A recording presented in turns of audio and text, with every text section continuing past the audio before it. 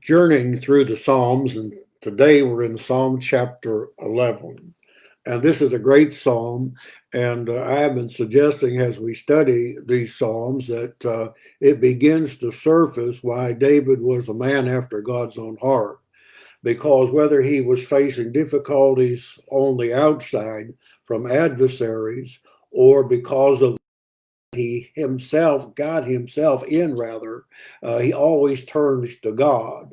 And he loved the Lord and he put his trust in him. And this is really the emphasis in this Psalm chapter 11.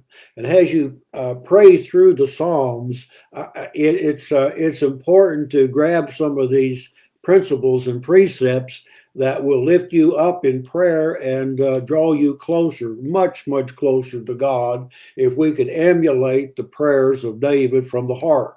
So in Psalm chapter 11, David again is facing adversaries. In the context, we're not certain who the adversaries are or the trial or the circumstances, but he's facing some tough times, just like we all do in life.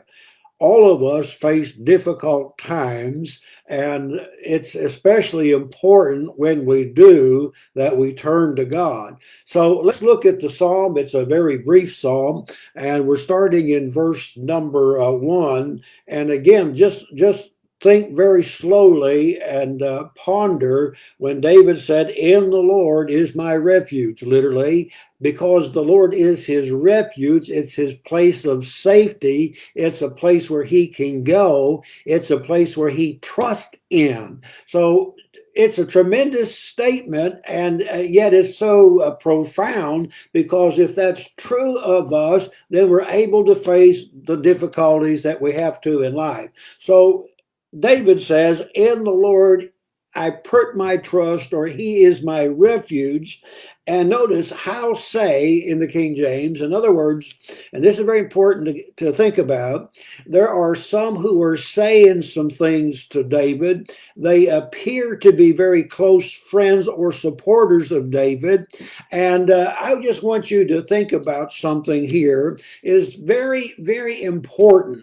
It's so important who you listen to. And some of your closest friends can give you poor advice, and you ought not to listen to them, because here's what they're saying in verse 1. They say to my soul, or they say about my life, "Flee as a bird to the mountains." And so what they're telling David is, you need to get out of town. You need to go into hiding. Your adversaries are coming after you. And so this is the only thing that you can do. And David's response, fortunately, is not to listen to him. Oh, sometimes it's very difficult not to listen to somebody. We take other people's advice too quickly. We need to be thinking about the decisions that we make in our relationship with God. Now, notice again, if the Lord is your trust, to flee like a bird. And the image really is, if some of you fellows that like to hunt, you might come upon a grouse that's there in the bush, and you startle it, and it's afraid, and it just flutters off. That's the idea here, that when you hear about adversaries and difficulties, you get afraid like that, and your instinct is to flutter off, fly like a bird into the mountains and disappear. But David doesn't do that. In fact, for him in this particular circumstance, if he were to flee like that and run for the mountains and go into hiding and get out of town, it would demonstrate a lack of faith. And so David is going to stand, and sometimes we just need to do that. It's hard sometimes to stand when we're facing difficult circumstances and when we're facing some real dangerous and risky kind of things.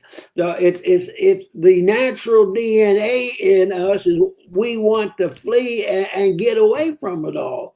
But David doesn't do that, and neither should we at times. Now notice verse 2.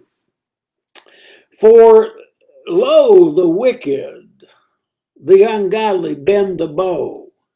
They're getting the bow ready. They're bending it and putting the string in it, and they make ready the arrow on the string, that they may, King James, privately or in the shadows, shoot at the upright at heart. Now you think about this. The enemies are in the shadows. They're in the darkness. Yet, it's a dangerous situation. Nothing actually has happened yet. The arrows aren't flying. Nobody's shot at you yet. But I just want you to hold on for a moment, because this is where we get all caught up in worry and anxiety. Nothing has actually happened, but there's a threat or a worry that something might happen. And so even the fear of something that might happen, that causes most people, you see, to be anxious and afraid, and perhaps even to run. And so what David is saying here is, here are people who are so ungodly and so wicked, they're getting ready, they're getting prepared to attack. And oh, isn't it a sad day that sometimes there are people in our own nation are like that. They're out to get the righteous. They want to undermine that which is good. And so, we get all anxious about it and all concerned about it in the wrong way. And that's why you have verse number 3. Notice this. This is a familiar verse to some. David says this: if the foundations are destroyed, what can the righteous do? I know a lot of folks just are asking that same question. What can we do? And the answer usually is, well, not much. There's not much we can do. And it's interesting, if you live long enough like I have, you notice that many of the traditional foundations that we grew up with are being destroyed. I mean, the foundation of morality, and the foundation of ethics, honesty, and integrity, and the foundations of spirituality. So much religion today is so formal and empty. No wonder that some folks are turning away from it. So a lot of the foundations, and you start seeing the bottom falling out, and the foundations crumbling beneath you, and you just sit there, and you say, what can we do? There's not a whole lot that we can do.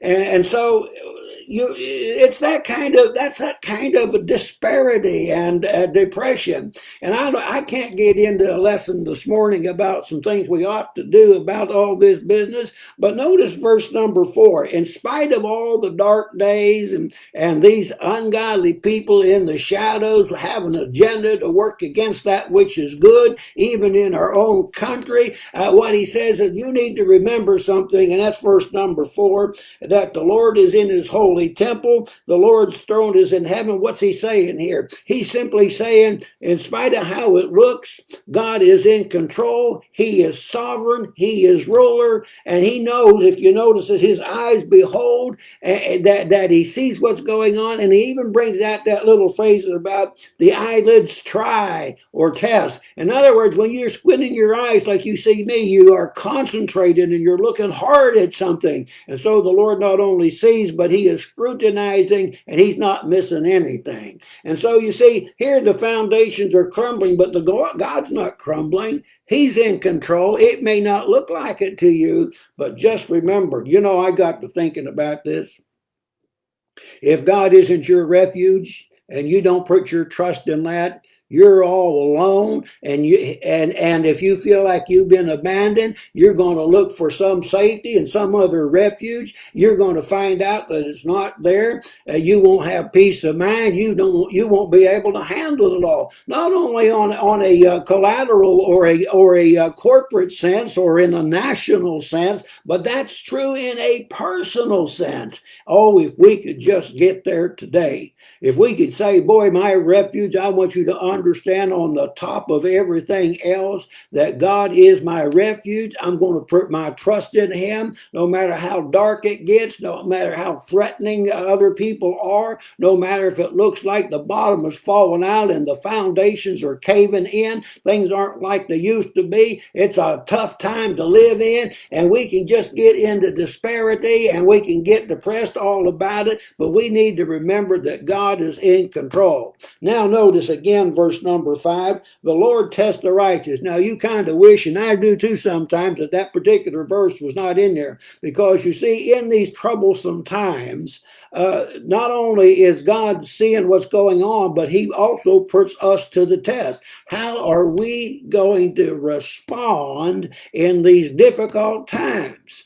And just instead of folding our hands and saying, there's not much we can do, there are some things that we ought to be thinking about and how we want to respond and what we want to do in this. But keep this in mind, whatever we decide to do, you put your trust in the Lord because He's in control and He's going to bring out the end that He so desires. So the Lord tests the righteous. We need to understand that because you see, when these tests come, we're in the same mess that everybody else is as far as because you see, sometimes we're just collateral damage. I mean, it's not that we sinned and we're not doing what they're doing, but we're right in the thick of it sometimes.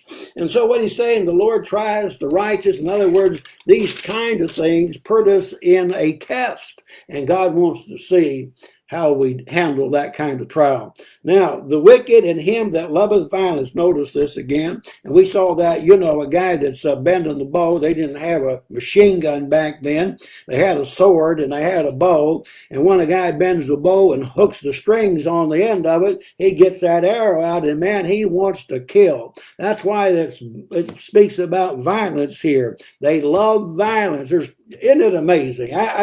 It's amazing to me that there are actually people who are filled with so much hatred and they're so violent, whether we're talking domestic violence or violence on the street, that there's so much violence today. And I tell you, that's a flag that a lot of people have left the Lord. Now, verse number 6, upon the wicked he shall reign. And these kind of verses that we read, and there's a lot of these like this in the prayers. And I don't want you to forget that David is praying here. David is praying and he says, Lord, you are my refuge. Don't you like to go to God in prayer like that? God, I'm putting my trust in you and you're my refuge. And that's so important in my life for you to be that. I want you to be my shield, protect me. And even if I have to go through this stuff, even I have to face the difficulties that I'm into, that you're with me and you're in control. That's so very, very important. Now notice, let me get up to the end of it.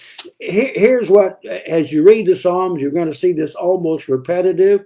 It almost seems to us redundant, because if you're traveling with me through the Psalms, you're going to see many times that David says, ask the Lord to deal with the enemies.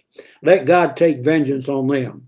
Vengeance belongs to the Lord. The Lord will handle those things. Now notice, that's what he says, upon the wicked, look at that, rain snares. They're trying to set a snare and a trap for David. But he's praying for God to put a trap or a snare on them and bring fire and brimstone. Boy, that takes you back to Genesis 19, doesn't it? Sodom and Gomorrah.